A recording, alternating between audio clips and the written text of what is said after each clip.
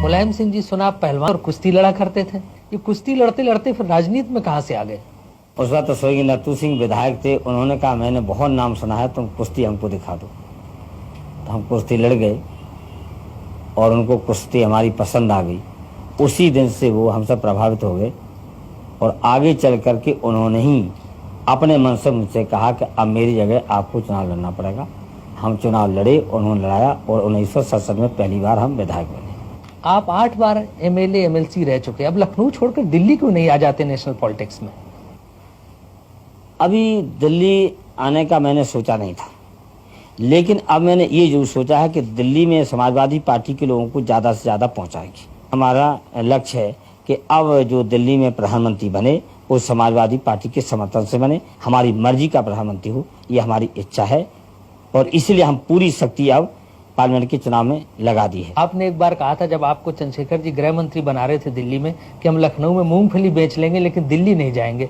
ये सही है, चंद्रशेखर जी ने हमसे कहा था, लेकिन जब चंद्रशेखर जी को हमने समझा दिया कि अभी हमें लखनऊ ही रहने दीजिए तो वो मान गए थे। अच्छा, आप अपनी पार्टी को गरीबों की पार्टी कहते हैं, लेकिन आपका जो दफ्तर है लखनऊ में 5 स्टार होटल जैसा लगता है।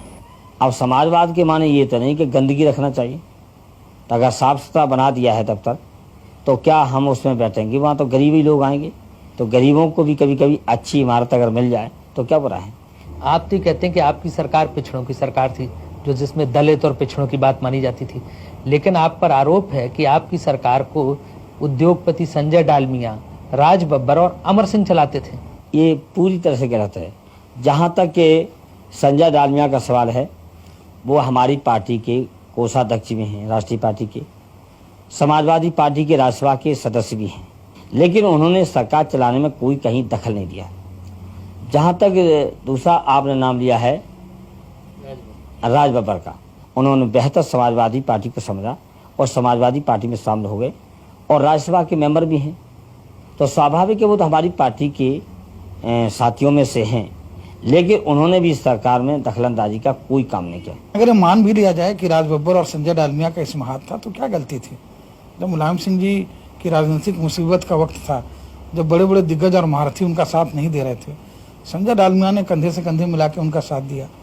राज बब्बर ने उनकी जनसभाओं में और हर जगह उनके साथ राजनीतिक सहयोग और सहकारिता की बात रखी। आजकल सुना आप अपर कास्ट के लोगों को खुश करने की कोशिश में सभाओं में बैकवर्ड से हाथ उठाते हैं कि अपर कास्ट के लोगों को गाली नहीं देंगे। हमारी साफ राय है और समाजवादी पार्टी की नीति है, अगर हिंदुस्तान की राजनीति करनी है तो सबको लेके चलना है।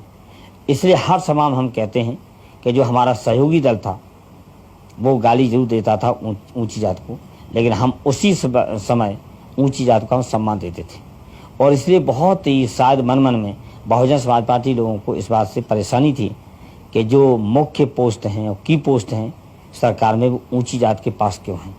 बीजेपी ने जो आंकड़े निकाले हैं उसमें कहा गया है कि 70% यादवों को आपने पुलिस में भर्ती करवाया। इससे ज़्यादा झूठ कोई हो नहीं सकता। 70% यादव थे और मंडल आयोग की सिफारिशें लागू क्यों की गई? इसलिए की गई थी कि उनका हिस्सा ज़्यादा बढ़े तो सब बैकवर्ड का हिस्सा बढ़ा, तो जब सब बैकवर्ड का हिस्सा बढ़ा तो हो सकता है कि यादवों की तादाद ज़्यादा बढ़ गई हो। कल्याण सिंह का आरोप है कि बैकवर्ड्स के नाम पर सिर्फ यादवों को नौकरी दी गई। उनको हमेशा झूठ बोलने की आदत है। जैसे वो एक जो गरीब जाते हैं या बैकवर्ड जाते उसको भी विभाजित करने के लिए कई बार उन्होंने इस तरह के बयान भी दिए।